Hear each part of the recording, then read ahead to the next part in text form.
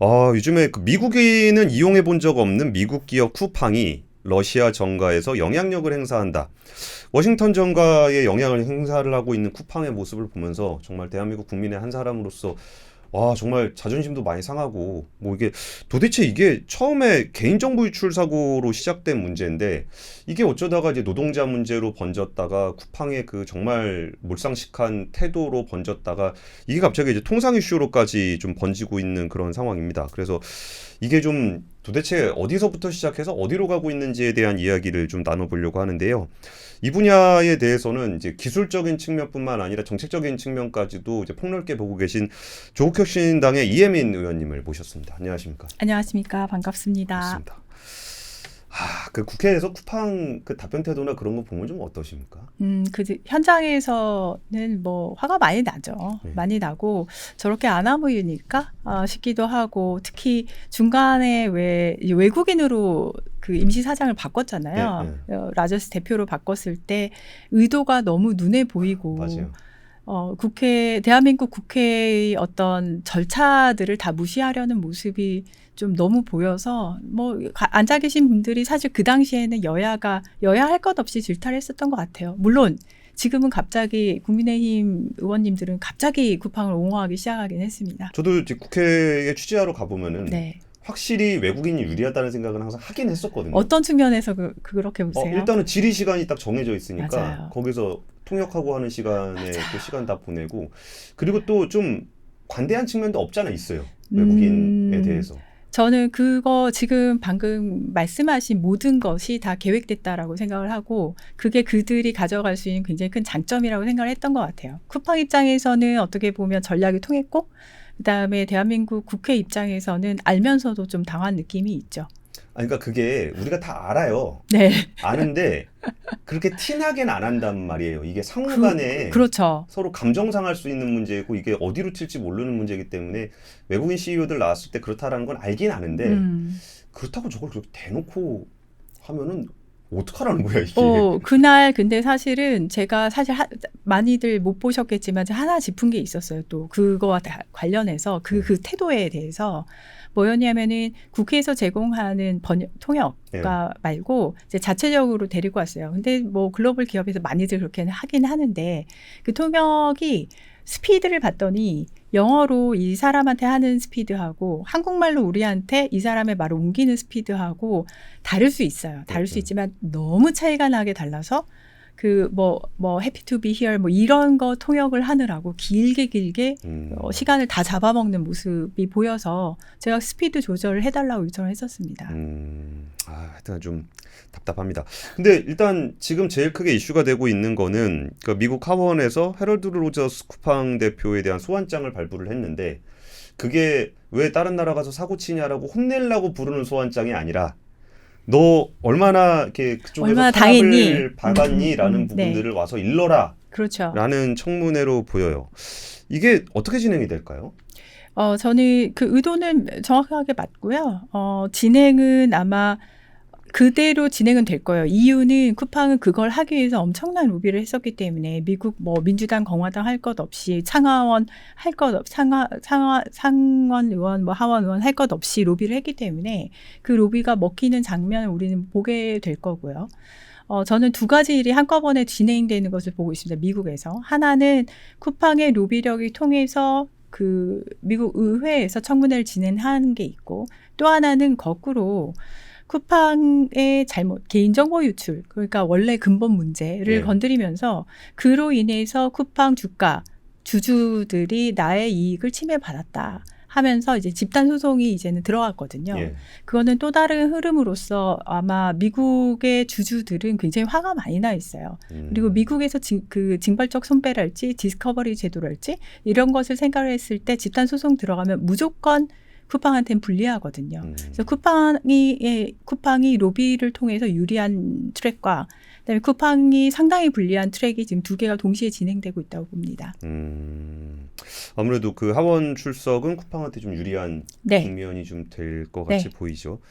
그래서 그런지 이게 초반에는 누구 여야 할 거 없이 좀 쿠팡에 대한 그 개선책을 요구하고 비판을 하고 하다가 미국이 좀 끼기 시작하면서 국내 정치권에서도 약간 좀 의견이 갈리죠. 네, 아무래도 그 통상 이슈의 원인 중에 하나로 쿠팡을 들면서 국민의힘 의원들 혹은 국민의힘 정당 자체는 이 쿠팡 건은 한국 정부의 실패다. 뭐 통상 이슈를 제대로 풀지 못한다. 이런 공격으로 풀어가고 있는데 지금 그 미국 의회도 그렇고 그다음에 국민의힘의 그런 압박도 그렇고 여기서 다 빠져 있는 내용이 있습니다. 뭐냐면은 이 일이 어떻게 시작이 됐냐. 어떻게 시작이 됐냐면은 우리나라 대부분의 가구의 쇼핑 정보가 그냥 바깥으로 유출이 된 그렇죠. 거예요. 예. 3,300만 건 이상인데 한 가정이 1인 가정만 있는 건 아니니까 우리나라 인구수를 생각을 했을 때 대다수의 가정에 대한 정보가 다 들어가 있다고 생각을 그렇죠. 하시면 되고 그리고 이번에 유출된 정보는 그냥 뭐 SKT나 이런 데서 유출된 정보하고 다르게 사이즈도 크지만 굉장히 해커들이 좋아할 혹은 마케팅을 하고 싶어하는 곳들이 좋아할 혹은 보이스피싱을 그 말은 하는 곳이 좋아할 그 사용자의 쇼핑 패턴이 들어가 있어요. 그렇죠. 그 쇼핑 익스피리언스 정보와 함께 있다는 것은 상당히 고급 정보예요. 이것까지 한꺼번에 털렸는데 근본 문제는 그 털린 것도 문제고 그것의 이후의 쿠팡의 대처는 이제 뭐 이걸 굉장히 축소시키려는 노력을 굉장히 많이 했고 혹은 덮으려고 자체 조사 혹시 그 영화에 나오듯이 무슨 중국에 가서 무슨 강에서 버려졌는데 뭐 잠수부를 고용을 해서 했더니 뭐 3,000건이 문제더라 알고 봤더니 이렇게 범죄를 저질렀다고 의혹을 받는 피의자가 자체 셀프 수사를 한 다음에 그것을 공표하는 이 일련의 과정, 즉 개인정보 유출을 둘러싼 문제점은 아무도 얘기를 하고 있지 않게 됐어요. 현재 상황은. 그렇죠. 저는 미국 의회도 그렇고 그다음에 미국의 USTR도 그렇고 그다음에 쿠팡도 그렇고 가장 이들이 바라는 것이 무엇이냐면은 더 이상 개인정보 유출에 대한 이야기를 안 하는 것이 그들이 가장 바라는 바예요. 그렇죠. 왜냐하면 이거는 어느 누구도 실드를 칠 수가 없는 거거든요. 디펜스가 불가능해요. 미국 정부도 로비를 받은 의원들도 직접 얘기를 해보면 그들도 개인정보 유출은 잘못했지 하지만 으로 가요. 예. 그러면 그럴수록 우리는 더더욱이 원래 근본 문제를 건드려야 된다고 생각을 합니다. 그러니까 사실 이렇게 쿠팡 문제를 저는 약간 이제 좀 뭐 기업이나 산업 취재하는 기자니까 좀 이거를 살살 이렇게 발라내서 보면은 개인정보 유출 문제는 뭐 잘못한 거잖아요. 그럼요. 그래서 그거를 개선하면 되는 거라 이게 뭐 미국에서 뭐 이래라 저래라 할 문제도 아닌 것 같은데 자꾸 이제 우리가 뭐 이런 질문 드리는 것도 저는 좀 찝찝하긴 합니다만 뭐 연준 의장으로 지명된 케빈 워시라든지 거기에 뭐 스탠리 드라켄밀러 이 사람은 투자자잖아요. 그렇죠. 그러니까 이 사람이 쿠팡이랑 친하다는 것 때문에 아니 연준 의장이 우리나라에다가 무슨 영향력을 행사합니까? 근데 이런 분들의 유력 인사들이 쿠팡하고 관계가 깊다. 이게 뭐 영향을 미친다. 근데 이런 부분들은 좀 어떻게 봐야 되는 거예요? 저는 그냥 결론부터 말하면은 쿠팡이 원하는 바죠. 쿠팡이 만들어냈어요. 돈 많이 들여서. 쿠팡은 그러한 로비를 통해서 방어막을 만들었고 미국 의회라는. 그다음 미국 정치는 이 이슈를 통상 레버리지로 활용을 하는 거죠. 그쵸. 안 그래도 통상 이슈 때문에 각 나라별로 다 싸우고 있는데 잘 됐다 싶었을 거예요. 하지만 한꺼풀만 벗겨보면 그들도 내용을 알아요. 내용을 아는데 이거를 알면서도 이용을 하고 있다고 보기 때문에 더더욱이 개인정보 유출 문제로 끌고 가야 된다고 생각을 하고 있어요, 저는. 근데 집단소송, 미국에서 벌어지고 있는 집단소송이 그 역할 중에 하나를 할 것이고, 그리고 우리나라 이제 통상 협상 팀들 또한 이 부분은 명확하게 알고 있어야 된다고 생각을 합니다. 그 측면에서 그동안 아마 뭐 다들 까먹으셨겠지만 정부가 합동으로 범부처적으로 쿠팡 TF를 꾸렸어요. 예. 곽의정통부 장관이 TF 단장이 되고 그 결과가 계속해서 조사 결과 안 나오고 있었어요. 예. 혹자는 통상 이슈의 문제가 될 수 있으니 안 그래도 뭐 야당에서 많이 때리고 있는데 쿠팡 조사한 결과를 내놓는 것이 이 상황에서 좋겠냐 뭐 이런 말씀도 하셨지만 제 생각에는 오늘 지금 여기 오기 전에 조금 전에 발표를 했거든요. 과기정통부에서.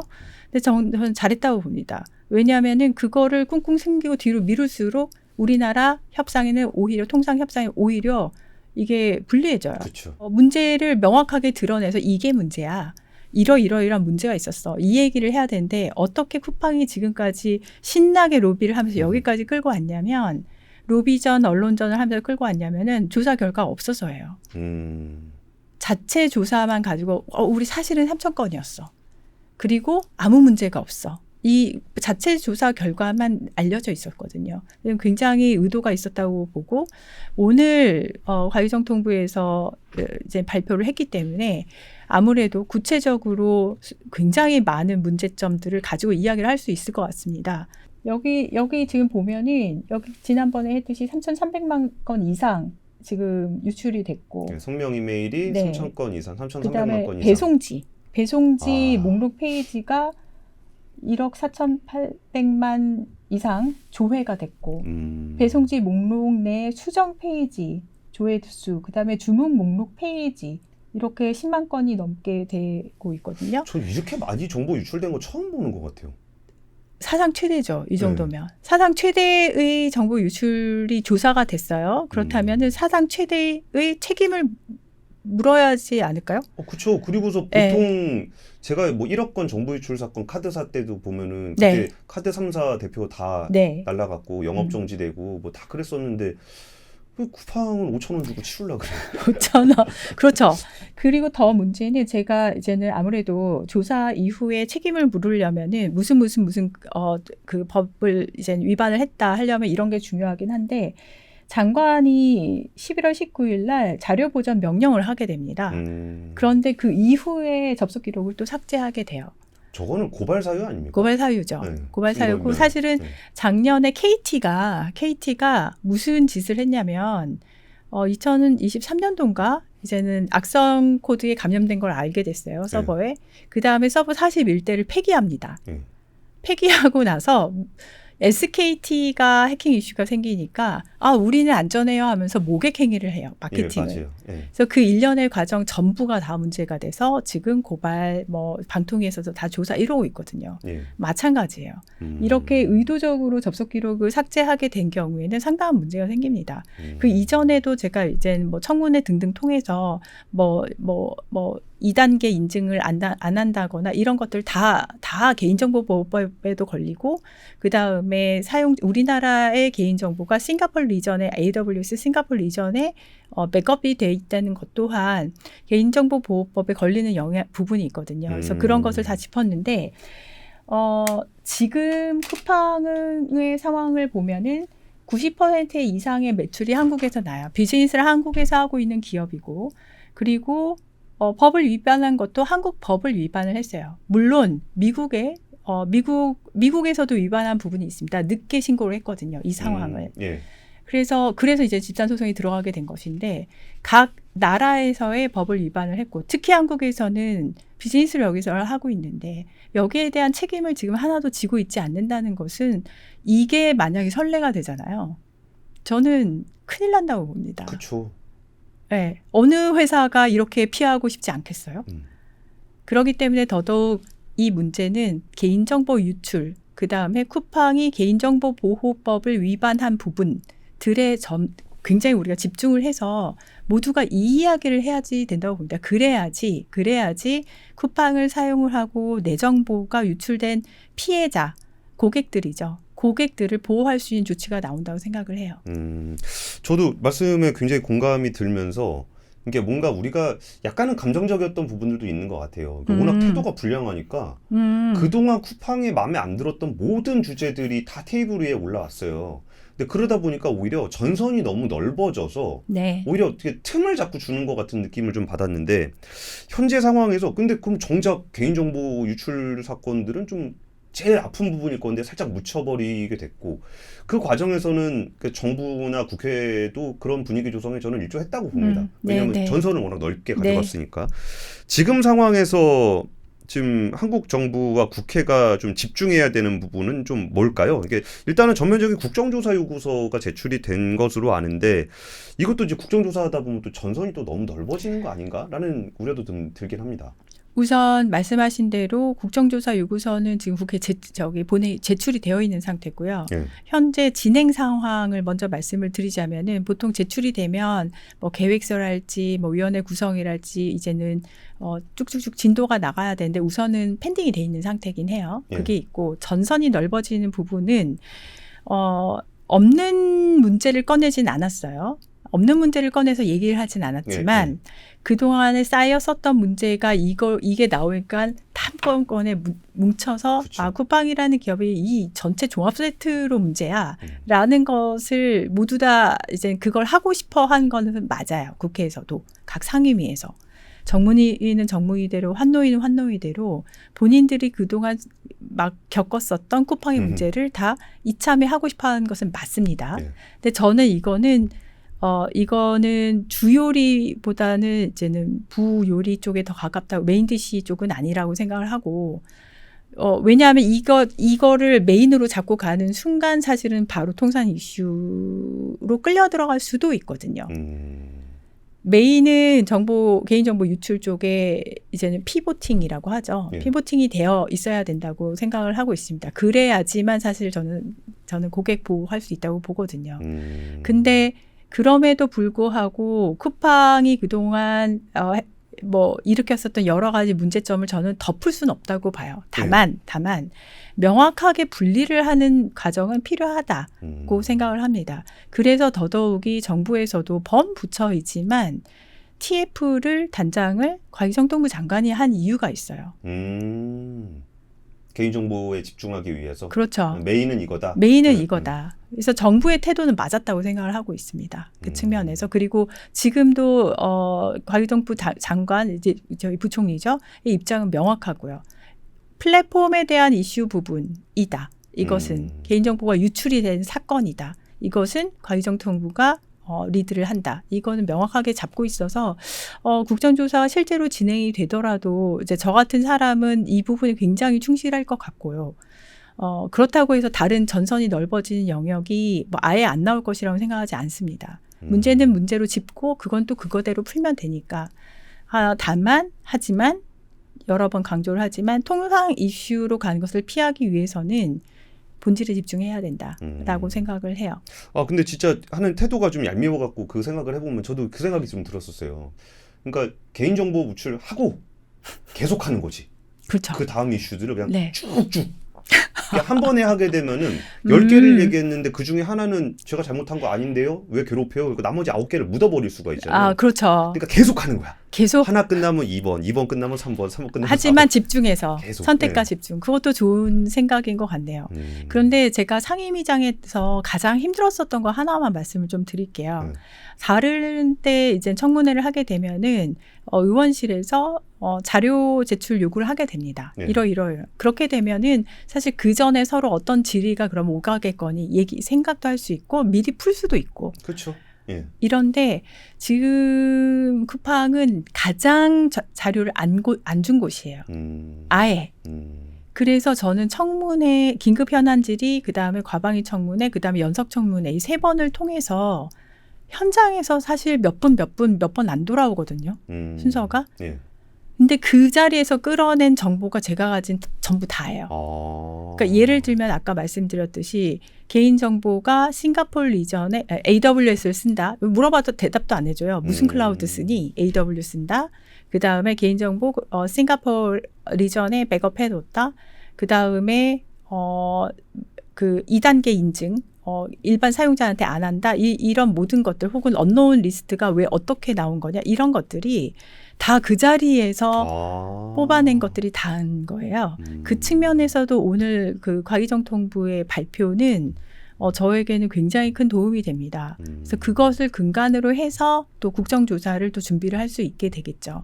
자료가 그동안 없어서 다른 의원님들께서 다른 이슈들도 건드린 것도 그 이 중에 하나라고 생각을 하고 있어요. 알겠습니다.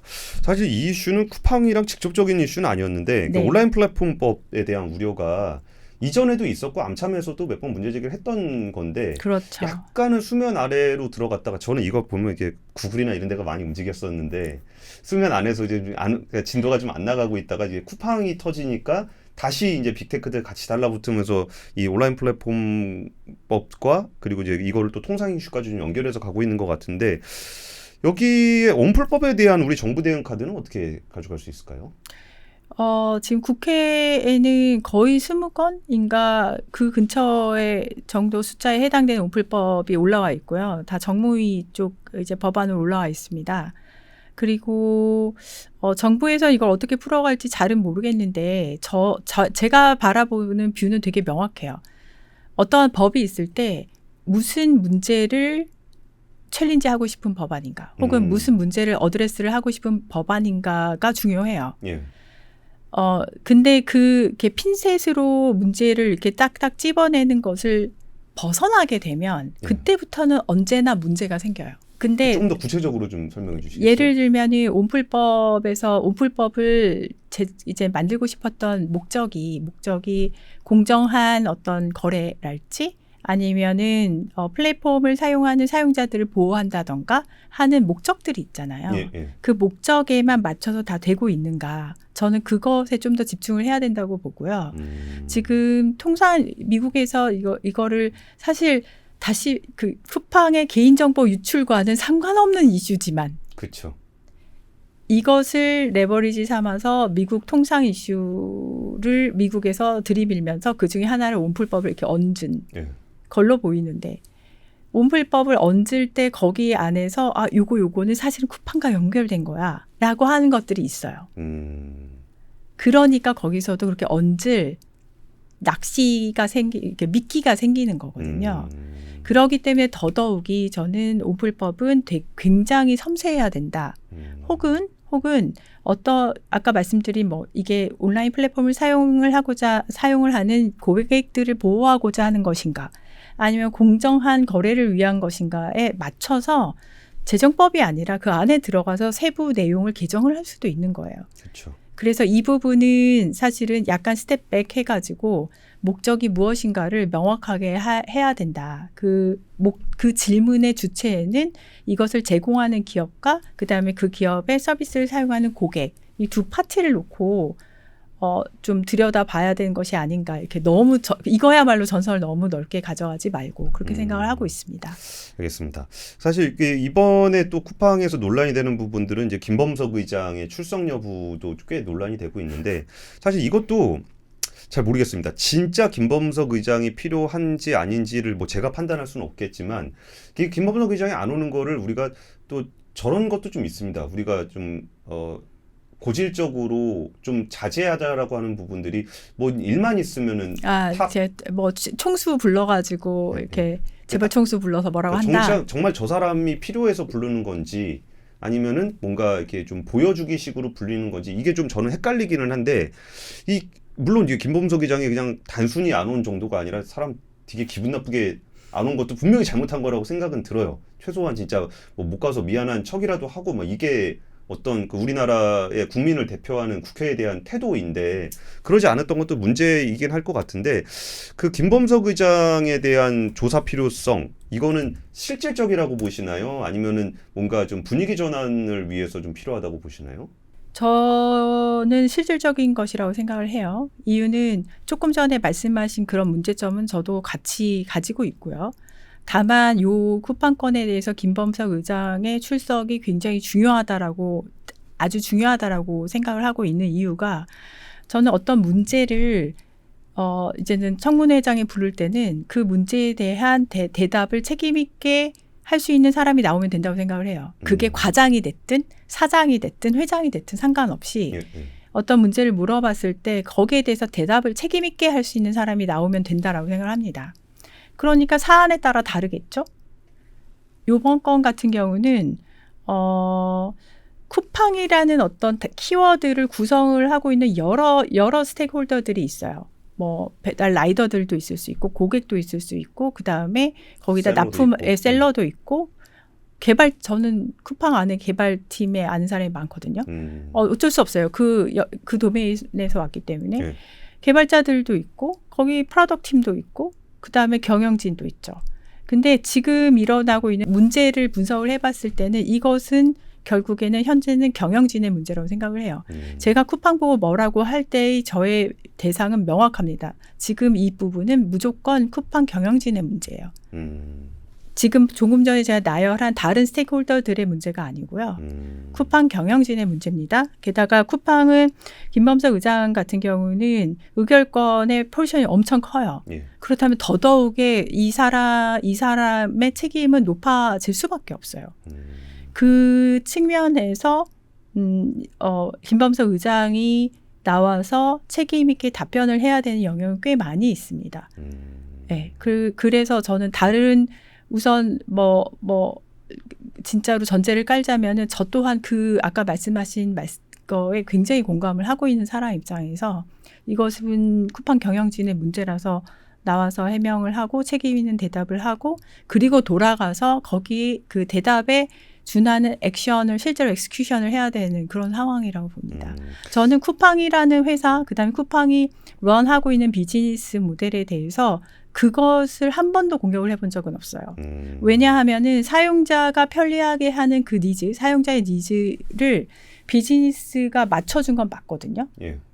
저는 어떠한 기업도 그러한 식으로 일을 진행을 한다고 생각을 하기 때문에 그거 자체가 문제가 된다고 생각할 수는 없고 다만 그에 합당한 레버뉴 쉐어가 됐냐, 그에 합당한 트리트먼트가 됐냐, 그리고 그 과정에서 문제를 법을 어겼다거나 로컬 법을 팔러시를 어겼다거나 이런 것들을 한 것이 있느냐 등등등등이 문제인 거지.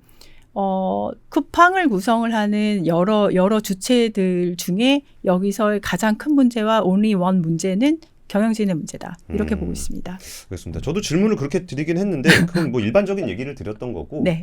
그러니까 이번에 김범석 의장은 경영진으로서 당사자성이 굉장히 높은 것 같아요. 네, 맞습니다. 그래서 이 사람이 직접 자기가 책임지고 의사결정을 해야 되는 영역에서 발생한 문제니까 이분이 나와야 되는 것 같은데 저는 사실 로저스 대표 같은 경우는 그 법률 대리인 나온 것 같은 느낌이어가지고 약간 이렇게 허수아비. 저 그런 사람 많이 봐서요. 네, 익숙합니다. 그렇고 그분은 네. 뭐 진짜 이제 쿠팡이라는 회사를 책임지고 경영하는 사람이 아닌 것 같아서. 전혀 아니죠. 네. 그래서 저분은 그냥 얘기만 하다 갈 사람을 데려다 놓고 뭐 하고 있는 건가 싶은 생각이 좀 들긴 합니다. 근데 이것도 2025년에 개인정보 유출 사고가 큰 게 많았습니다. 일단 SKT 건이 굉장히 컸고 KT 건은 거의 그 판토셀로 들어가서 어디까지 유출될 수 있는지를 가늠하기가 어려운 정도 수준이었고 그리고 나서 그거 조사하러 가봤더니 옛날에 은폐했던 것도 다 드러나고 네. 그러고 있더니 그럼 우리 어디로 가야 돼요? U+ 갈까요? 그랬더니 저도 네. 그러니까 근데 그 수많은 유출 사고들 중에 그 옛날 예스24가 뭐 랜섬웨어에 잡히기도 하고 뭐 되게 많았던 것 같은데 여기서 그 쿠팡 사고가 다른 유출 사고보다 더 위험한 지점이 있다면 좀 어떤 부분이 있을까요? 아까 잠깐 언급을 했었는데 그걸 좀 더 구체적으로 말씀드리자면 첫 번째는 사이즈예요. 전 국민의 가정 사이즈가 다 털렸다라고 보시면 되고 그냥 개인정보가 유출된 게 아니라 행동 패턴이 유출된 것은 뭐라고 표현을 해야 될까요? 지금까지 어떠한 유출 사고보다 위험한 상황인 거고 보이스피싱 쪽이 제일 좋아하는 게 그런 데이터거든요. 그쵸. 내가 지난주에 뭘 샀는지 이런 거라서 또 하나는 축소하려던 의혹 부분하고 그다음에 무슨 잠수부까지 고용을 해서 은폐하려던 시도 자체 수사라는 건 처음 봤어요. 자체 진짜 어이가 없더라고요. 그리고 그거를 12월 아직도 기억나는 게 12월 25일 날 대통령실에서는 관계부처 회의를 긴급 회의를 소집을 하는데 그거 열리기 30분 전에 그걸 발표를 했어요. 아주 의도적이었다고 보고요.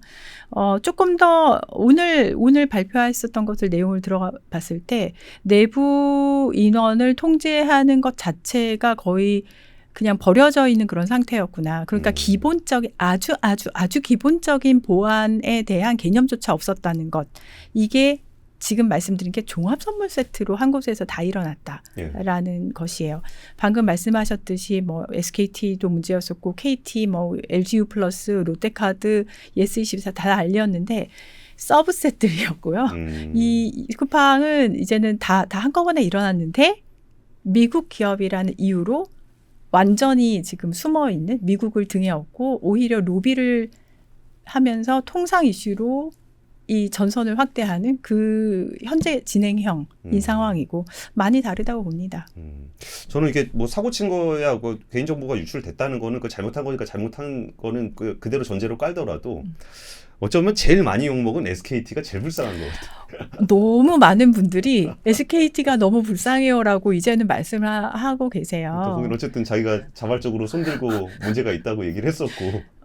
그 면에서는 맞긴 하지만 그럼에도 불구하고 유출 사고 있었던 거, 해킹 사고 있었던 거 맞고 거기서도 문제가 좀 VPN부터 시작을 해서 분명히 알려졌었는데 예. 그 또한 그렇게 큰 회사가 보안 투자도 안 하고 있었던 것은 맞아서 저는 스타일이 기업에서 와서 그런지 getting done이 너무 중요하거든요. 그래서 한번 지르고 없어지는 게 아니라 계속 추적을 하고 있는 상황이라서 통신 3사 공이 문제 많다.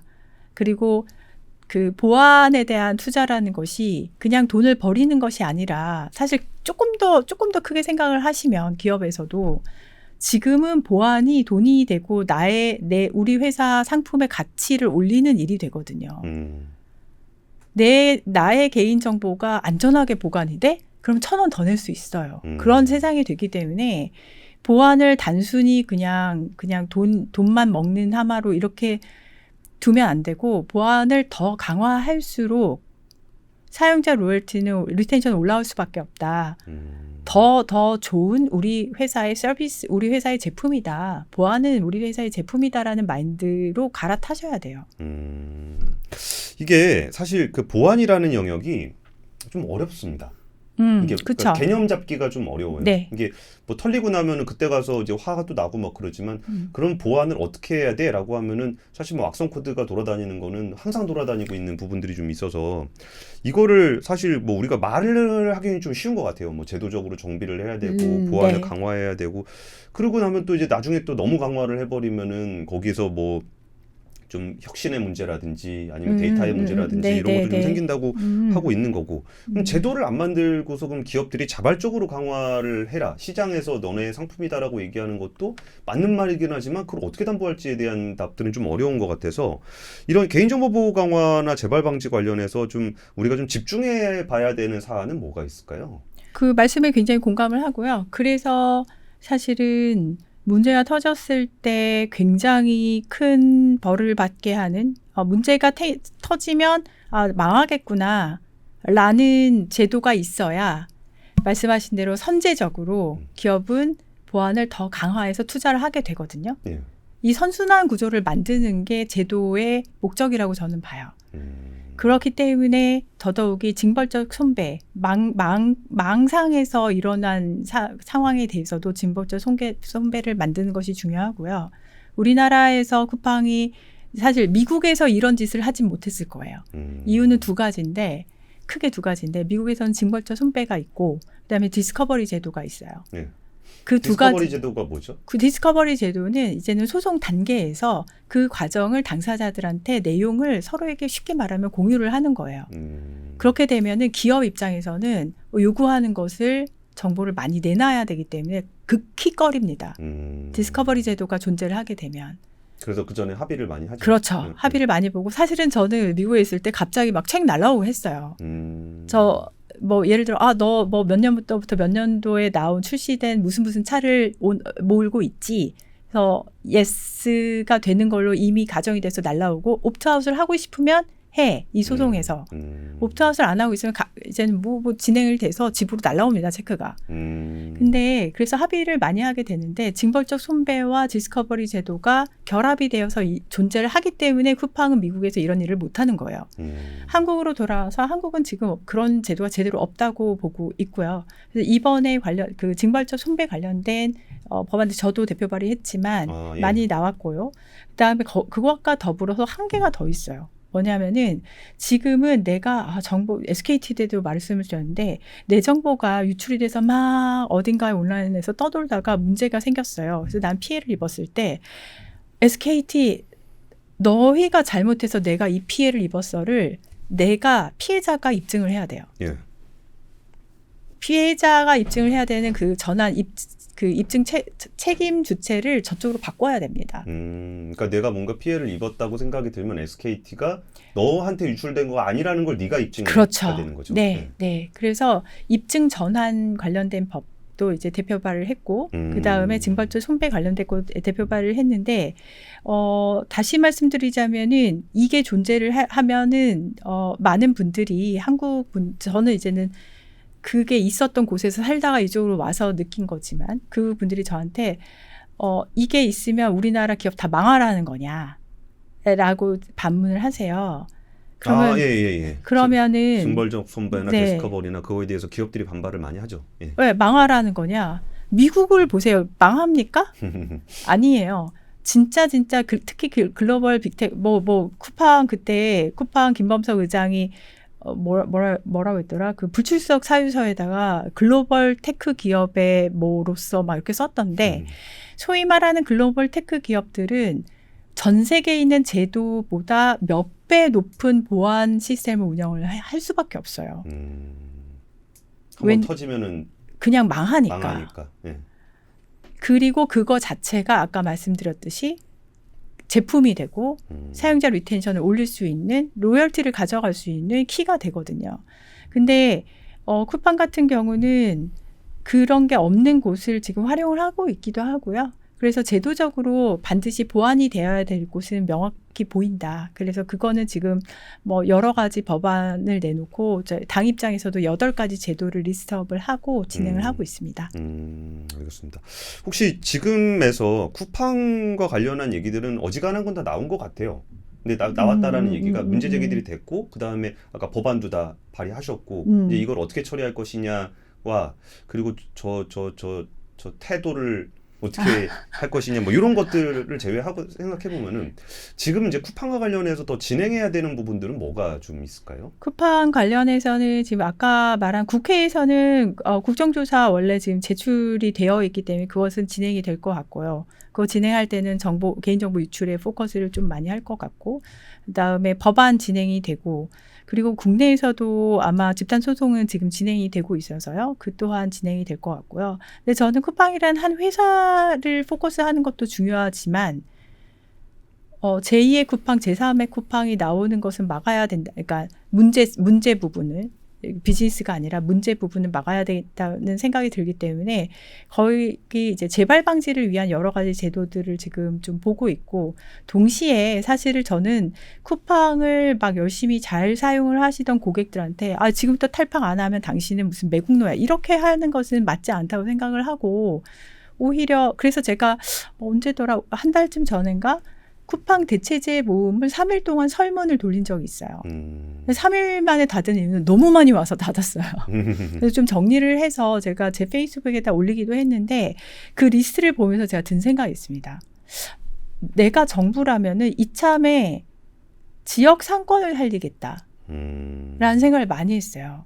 왜냐하면은 상당히 많은 분들이 쿱 탈팡을 하고 나서 걸어서 많이 나가게 됐고 그다음에 그러면서 우리 동네 야채 가게에서 그냥 온라인으로 주문을 해서 배달을 해준다는 것도 알게 됐어요. 혹은 그런 플랫폼들도 상당수 존재를 하고 그다음에 지역 농산물 같은 것도 플랫폼들이 이미 존재를 하고 안 알려졌을 뿐 동네 상권을 살리는 쪽으로 이 과정을 좀 끌고 나가도 좀 좋지 않을까라는 생각을 조금 하긴 했습니다. 그러면서 그 시장 입장에서는 사실 빈 곳이 생기잖아요. 누군가 빠져서 빈 곳이 생기면 무조건 채웁니다. 그래서 저는 그거 걱정을 하는 거는 좀 아닌 것 같고 오히려 이제는 국내 기업들이나 국내 어떤 플랫폼들이 혹은 새로운 스타트업들이 이 기회에 더 좋게 좀 발현이 됐으면 좋겠다는 생각을 합니다. 오히려 좀 경쟁적인 환경이 되면서 좀 더 서비스나 그런 부분들에 대한 개선이 되는 거는 굉장히 긍정적으로 좀 해석할 수 있을 것 같습니다. 혹시 뭐 쿠팡 관련해서 뭐 더 하고 싶으신 얘기가 있으신가요? 제가 의원님 모셨는데 쿠팡만 얘기만 하기가 좀 아쉬워서 혹시 쿠팡 얘기 더 하실 게 있으시면 하고. 쿠팡은 아까 전에 혁신을 누르는 규제 아니냐 그 말씀 잠깐 언급을 하셨어요. 그래서 그것만 좀 말씀을 드릴게요. 저는 규제는 무조건 모르겠습니다만 기술 관련된 모든 곳에 그 적용이 가능한데 규제는 언제 필요하냐면은 혁신을 위해서 필요하다고 봐요. 저는 이거 자동차 비유를 많이 하는데 자동차 산업이 발전을 할 수 있었던 것은 글로벌리 거의 먹히는 거의 그 비슷한 수준의 신호등 같은 교통 규범이 있어서예요. 그렇지 않으면은 그 신호등 없는 그 강남역 사거리 생각해 보라고 말씀들을 많이 드리거든요. 만약에 AI 쪽에서도 워터마크 관련돼서 어떤 가이드라인을 정부에서 내놓지 않잖아요. 그러면은 워터마킹을 할 수 있는 그 테크놀로지 자체는 한 10,000가지가 존재를 하게 돼요. 그러면 그 중에서 가장 많이 사용되는 것을 막 걸러서 한 10가지를 내부에서는 또 개발을 해놔야 돼요. 무슨 일이 생길지 모르니까. 예.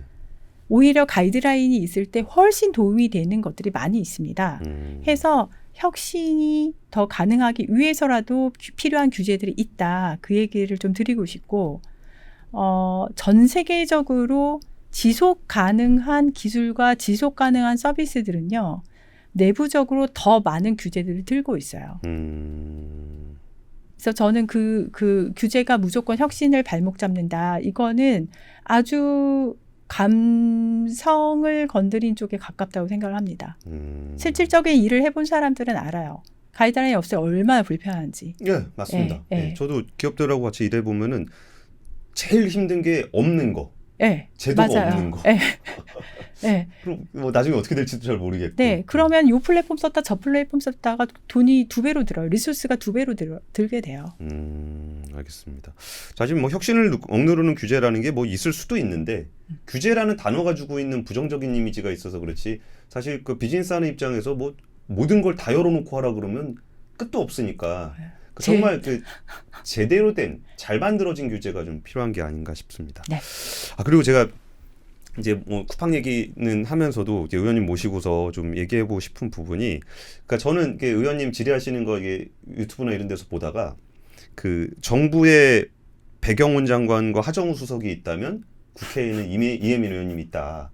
이게 저는 굉장히 그 AI 강국으로 가는데 진짜 그 내용에 대해서 제대로 알고 있는 분들이 나누는 대화가 너무 흥미로웠거든요. 네. 그래서 질문을 딱 뭐를 질문으로 해야 될까를 고민하기보다 이거는 이제 기술 섹터에서 벌어지는 일들인데 네. 의원님이 이제 기술 섹터에 계시다가 의회, 국회라는 네. 곳에 네. 와서 뭐 이런 거 저런 거 많이 보고 계실 텐데 요즘에 뭐 AI나 뭐 이런 쪽에서 좀 주로 관심 있게 보고 있으신 주제가 어떤 게 있으신가가 좀 궁금합니다. 전 AI 기본법 대표 발의했고 그거 얼마 전에 이제 시행령이 시행이 되기 시작을 했습니다. 그걸 쭉 이제 트래킹을 해오면서 동시에 올해의 주제를 잡았어요. 뭐냐면은 AI로 인한 혹은 과학기술로 인한 과실, 그다음에 어떻게 표현할까요? 그 생산성의 향상을 가능하면 많은 국민이 누릴 수 있도록 하자. 그쪽으로 이제 잡긴 했습니다. 근데 지금 재작년쯤에 막 이제 챗GPT를 전반적으로 많이 사용을 하기 시작을 했다면 작년에도 뭐 거기에 이어서 제미나이까지 같이 사용을 많이 하게 됐다면은 작년에 꿈틀꿈틀 올라온 게 에이전트거든요. 예.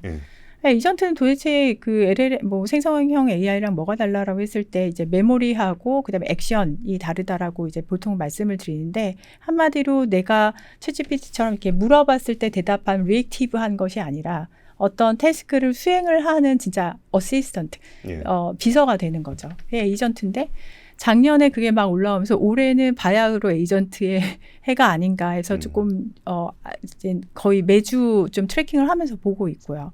그러면서 나온 게 뭐 몰트북도 나왔고 그다음에 얼마 전에 이제 엔트로픽에서 둠까지 클로드 코워크. 둠까지 쫙 만들어내는 그냥 기계어까지 만들어내는 그것도 이제는 좀 흥미롭게 보고 있는데요.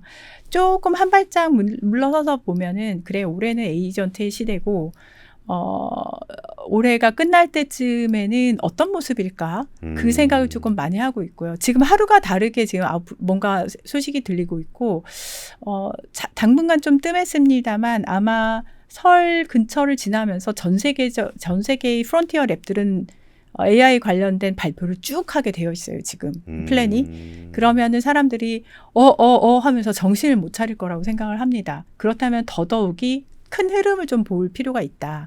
그렇다면 올해는 에이전트와 아무래도 피지컬 AI 전성시대가 되지 않을까 그렇게 보고 있습니다. 동시에 입법부로 이직을 했으니까 여기서 나오는 생산성의 향상을 어떻게 나누게 될 수 있을까. 가만히 두면 작년에 프론티어랩 리더들이 디스커션을 하면서 다들 뭐라고 했냐면 이건 가만히 두면 디스토피아로 간다. 부가 완전히 양극단으로 나뉘게 된다. 엄청난 노력을 해야 그나마 유토피아 쪽을 조금 더 가까워진다는 결론은 이미 나 있고요. 이거는 뭐에 비유를 하냐면은 산업혁명 시기에 스팀 엔진이 처음 나와서 전 세계의 공장의 어셈블리 라인으로 다 장착이 되니까 200년이 걸렸는데 예. 그 200년 동안 우리가 아는 뭐 철강왕부터 시작을 해서 온갖 그 부를 축적한 곳들이 나타났거든요. 예. 지금 몇십 년 안에 지금 이렇게 축약해서 GPU 나타나던 시점부터 보면은 정말 축약해서 벌어지고 있어요. 그렇다면은 이 사이에서 부를 축적을 하는 사람은 아주 일부가 될 수밖에 없어요. 그렇다면은 그거를 어떻게 이 세계가 사람 휴먼빙이 지속 가능한 어떤 사회로 만들 수 있을까를 지금 이미 고민을 늦었다고 보고 있고요. 그거를 입법부에서는 어떤 장치를 마련을 해야 될까라는 그 고민을 좀 하고 있습니다. 이게 뭐 혹자는 뭐 기본소득, 뭐 AI 기본소득 이렇게 말씀하실 수도 있으나 저는 기본소득만으로는 풀리지 않는 영역이 되게 많다는 것을 한 1년 반 동안 이걸 리서치를 하면서 알게 됐어요. 언젠가 그걸 풀 수 있으면 좋을 텐데 사람이 가져가는 어떤 경제 활동에 대한 욕구는 리스펙트를 해야 되고 선택의 영역으로 남겨둬야 되지 기본소득만 가지고 살아 했을 때 완벽하게 모든 사람이 해피할 거라고 생각하지는 않거든요. 그렇기 때문에 이 부분은 리서치를 제가 좀 오래 해와서 올해는 아웃풋이 나올 것 같고요. 또 하나는 조금 더 택티컬하게 들어가서 지금 이야기하고 있는 막 문제가 터지고 있는 여러 플랫폼들의 근간은 이제 클라우드거든요. 예. 입법 보니까 클라우드 관련된 보안 인증 체계가 기업 입장에선 최악이고 그 최악인 결과물로 인해서 결국에 피해를 받는 거는 고객이다라는 생각이 되게 강하게 있습니다. 이제는 개인정보가 전 세계 리전에 퍼져 있는 것을 가정을 하고 보안 인증 체계를 만들어야 돼요. 아, 그렇죠. 예.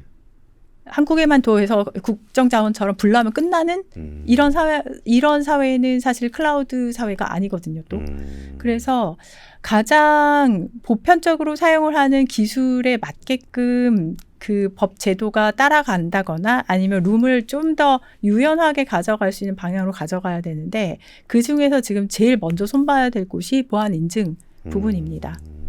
알겠습니다. 아까 말씀하셨던 거에 AI가 생산성 향상으로 놔두는 부를 어떻게 쉐어할 것인가에 대한 얘기를 좀 해주셨는데 저도 좀 전에 이거 관련한 칼럼 하나 쓰고 왔는데요. 네. 여기서 이제 그런 문제가 있더라고요. 그러니까 프랑스에 있는 학교에서 연구했던 내용인 것 같은데 이게 되게 아이러니한 건데 로봇을 도입한 데가 고용이 늘어나더라. 그게 이제 그러니까 로봇이 생산성을 향상하고 커지니까 사업이 커지고 고용이 늘어나더라. 물론 그 외에 경쟁력을 이루는 데서는 고용이 줄겠죠. 그렇죠. 예, 그런데 그러니까 어쨌든 이 표면적인 단기적인 현상은 AI와 로봇이 도입된 데서 고용이 늘어난다. 근데 이걸 국가 단위로 키우게 되면은 먼저 도입한 나라는 고용이 늘고 나중에 도입한 나라는 고용이 준다라는 게 되고 그리고 결국은 이게 쉐어링을 한다라는 건 로봇이나 AI 도입에 대한 비용을 높이면서 혁신을 저해하는 요인은 분명히 있거든요. 그러니까 나중에 우리가 다 이기고 나서 쉐어하는 게 제일 좋겠지만 그 과정 속에서는 분명히 다른 요소들이 좀 있을 것 같은데 여기에 대한 고민을 뭐 언젠가 발표를 해주신다고 했지만 좀 맛배기로 저는 생태계가 되게 중요하거든요. 어느 한 스냅샷을 찍어서 누가 더 좋고 누가 더 나쁘고 보다는 선순환 생태계로 들어가는 게 중요하다고 보기 때문에 방금 말씀하셨듯이 그거를 목적 기금 쪽으로 풀어가려고 하고 있어요. 그래서 목적 기금? 다시 한번 그게 지능을 위해서도 사용이 되고 그 다음에 사회 안전망을 위해서도 사용을 할 수 있도록 하는 것이 더 맞다는 결론에 지금 다다르고 있고 방금 잡이 더 늘어난다고 말씀을 하셨는데 이게 로컬 어느 바운더리 하에서는 맞고요. 네, 그쵸. 하지만 더 넓혔을 때는 아직은 그 부분은 언노운 상태인 거예요. 그리고 더 늘어나는 직업군은 예를 들어 공장이라고 했을 때 AI화된 공장에서 새로운 직업군 무조건 생깁니다. 오히려 뭐 자동차 공장을 했을 때 예전에는 이렇게 퉁퉁퉁 때리고 맞추고 하시는 분들의 일은 없어지고 그걸 로봇이 대신을 하고 새롭게 생기는 곳은 제가 이제 조지아 공장을 다녀왔었거든요. 그때 문제 생기기 2주 전에. 근데 거기서 이미 보고 왔어요. 거기서 새롭게 그 만들어진 직업군들은 로봇을 관리하는 사람들이에요. 그리고 모니터링을 하면서 전체 시스템을 자동화된 시스템을 관리하는 사람들이에요. 그럼 그 사람들은 갑자기 하늘에서 뚝 떨어졌냐? 그건 아니거든요. 그만큼 다시 재교육이 되고 새롭게 그쪽으로 포커스돼서 어드밴스드 스킬을 쌓은 사람들이라고요. 그랬을 때 전체적 국가 입장에서 봤을 때 말씀하셨듯이 도입을 빨리 해봐야 어떤 직군이 새로 생기는지도 알고 어떤 직군에서 무슨 스킬셋이 필요한지도 알고 그래서 그 교육도 더 먼저 도입을 할 수가 있어요. 그래서 이게 다가오는 파도라고 한다면은 거기에 매몰되는 게 아니라 그 위에 올라타야 되거든요. 제가 리걸테크 진흥법도 내고 하면서 사실 변호사협회하고 많이 힘들었었는데 하지만 용감하게 계속 뚫고 와서 지금 오히려 분위기는 더 좋게 됐지만 그때 제가 한 말이 있어요. 아, 내 잡이 없어질까? 그 두려움 인정. 근데 그 두려움은 그 막연한 데서 스탑이 되면 더 이상 진전이 한 개도 없어요. 어떤 식으로 해야 되냐면은 두려움을 구체화해야 됩니다. 두려움을 구체화를 해야 문제를 풀 수가 있어요. 그 다음은 move forward를 할 수가 있는데 두려움을 구체화하는 가장 좋은 방법은 써보는 거예요. 그래서 그 당시 작년 1년쯤 전에 제가 국회 안에서 리걸테크 체험전을 열었어요. 아예 써보세요. 제발 좀 써보세요. 두려움 인정하는데 제발 써보고 그 두려움을 구체화해서 문제를 풀어봅시다. 그렇게 했는데 아직도 되게 많은 분들은 내 직업이 없어질까 봐 그 두려움을 느끼는 그 단계에서 스탑이 되어 있습니다.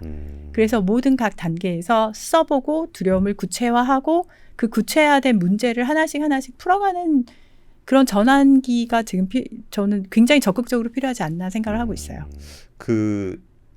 이게 AI가 일자리를 사라지게 만드는 부분들이 있는데 현실을 보니까 사람 자르기가 쉽지 않아요. 그래서 사람을 안 자르더라고. 사람을 안 자르고 이분들에게 뭔가 좀 AI 도구를 좀 더 가르친다거나 그래가지고 근데 어쨌든 사람은 덜 필요하잖아요. 그럼요. 고용을 안 하더라고요. 네, 맞아요. 그래가지고 그러면은 이 일자리 보호에서 제일 소외되어 있는 사람은 누구냐? 아직 일자리를 갖지 못한 사람. 맞습니다. 청년들. 물론 그들은 아직 세력화가 돼 있지 않기 때문에 그 국회의원으로서 정치인으로서는 이렇게 특별히 밀집된 표가 돼 있지는 않은 것 같긴 한데 저를 지지하는 모든 사람들이 밀집돼 있지 않아요. 개발자분들이 많으셔서. 네. 그래서 그런 청년들의 그 문제도 좀 많이 신경을 좀 써주셨으면 저의 아주 중요한 제가 바라보는 왜냐하면 AI로 인해서 가장 직격탄을 맞은 곳이 개발자예요. 특히 새롭게 뉴그레드 새로 졸업을 이제 막 하시는 그런 신입 개발자분들이 가장 직격탄을 맞고 있고 관련된 문제는 계속해서 보고 있습니다. 알겠습니다. 그리고 이거는 또 오랜만에 뵀으니까 또 나중에 뵙기 힘들 것 같아서 그 아까 몰트봇 잠깐 얘기하셨는데 오픈클로 같은 거 보니까 물론 이게 뭐 좀 극단적인 사례일 것 같긴 합니다만 뭐 카드 결제 정보를 자기가 스스로 캐치해서 OS 레벨로 하게 되면은 가능할 것 같아요. 내 카드 정보도 내가 입력도 안 해도 지가 오서 찾아서 할 수도 있는 거고 그래서 주문하는 것도 자기가 앱을 깔든 아니면 API를 연결하든 지가 그냥 주문할 수도 있는 것 같고 이게 SNS에 올라왔더라고요. 주문을 안 했는데 배달이 왔더라. 그럼 이거 누구 책임이냐? 뭐 이런 맞아요. 문제도 있는 데다가 그러면 그게 만약에 유출이 되면 어떻게 되는 거지? 뭐 이런 부분들을 좀 어떤 생각이 좀 드셨어요? 에이전트 보면서? 저는 사실 굉장히 자연스러운 현상이라고 지금 보고 있고요. 그리고 에이전트의 역할 자체가 방금 말씀하신 그런 건 그렇게 하라고 있는 게 이제 에이전트라서. 그렇죠.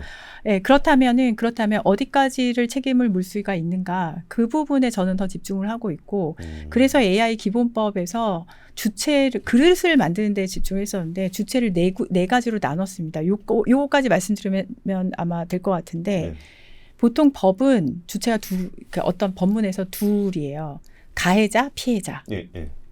AI 기본법은 4개예요. 가해자, 피해자 말고 심판도 있나요? 이유는 방금 말씀하신 권한과 책임과 이 부분이기 때문이에요. 뭐냐면 AI 모델을 만드는 자동차로 치면 엔진을 만드는 곳 그룹이 있고 그 엔진 갖다가 그 완성형 자동차를 만드는 서비스를 만드는 주체가 있고요. 예. 그 서비스 혹은 뭐 자율주행 자동차를 직접 사서 사용하는 유저가 있어요. 예. 여기까지 벌써 3개잖아요. 예. 예. 근데 한 가지가 더 있어요. 영향을 맡는 자가 있어요. 예를 들어 자율주행 자동차가 지나가다가 행위를 쳤어요. 그러면 그 사람은 사실 AI 서비스와 전혀 관계없이 살던 사람인데 영향을 받은 거거든요. 그렇죠. 예. 의료기기도 마찬가지고요. 이것을 명확하게 하기 위해서 우선은 이걸 만드는데 이걸 정의하는 데만 한 6개월 이상 걸렸던 것 같아요. 그래야 방금 말씀하신 것들이 좀 더 구체적으로 갔을 때 이거는 어디에서 책임. 우리가 자동차를 몰다가 문제가 생겼을 때 내가 사용자가 오너가 책임을 져야 되는 영역도 있듯이 에이전트의 주인인 내가 책임을 져야 되는 부분도 있을 수가 있거든요. 알겠습니다. 네. 말씀 들어보니까 좀 더 깊이 있는 제 공부가 좀 필요한 것 같습니다. 왜냐하면 언제 한번 시간 내서 이게 지금 AI 관련한 얘기들이 굉장히 뜨거움이 잡는 얘기로 많이 하는데 실제로 이제 법안을 만들고 할 때는 굉장히 정교하고 구체화가 돼야 되는 거잖아요. 네. 다음 시간에는 그런 걸로 한번 좀 모셨으면 좋겠습니다. 그러니까 쿠팡 문제 좀 빨리 정리해 주시고 그러게요. 그리고 좀 미래 발전적인 얘기를 좀 같이 나눠봤으면 좋겠습니다. 네, 조국혁신당의 이혜민 의원님과 함께했습니다. 감사합니다. 네, 고맙습니다.